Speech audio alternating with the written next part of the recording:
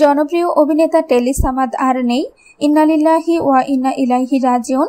আজ শনিবার দুপুর 1:30 রাজধানীর স্কয়ার হাসপাতালে তিনি শেষ নিঃশ্বাস ত্যাগ করেছেন। তার মৃত্যুর খবরটি নিশ্চিত করেছেন তার কন্যা সোহেলা সামাদ কাকলি। এদিকে শিল্পী সমিতির সাধারণ সম্পাদক জায়েদ খান জানান, দীর্ঘদিন ধরেই নানা অসুখে ভুগছিলেন বরেণ্য এই অভিনেতা। সম্প্রতি শরীর বেশি খারাপ হলে তাকে হাসপাতালে নিয়ে আসা হয়। এখানে চিকিৎসাধীন অবস্থায় 6 এপ্রিল তার মৃত্যু হয়েছে। অভিনেতা টেলি সামাদের মৃত্যু নিয়ে সাকিব বলেন, আমাদের মাথার ওপর ছায়াগুলো দিন দিন সরে যাচ্ছে। আজ টেলি সামাদ স্যার আমাদের ছেড়ে চলে গেলেন।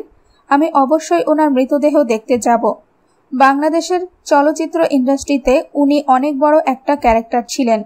সর্বশেষ গেল বছরের 4 ডিসেম্বর অসুস্থ হয়ে স্কয়ার হাসপাতালে ভর্তি হয়েছিলেন টেলি সামাদ। তখন ডাক্তার বলেছিলেন টেলি সামাদের খাদ্যনালীতে সমস্যা রয়েছে।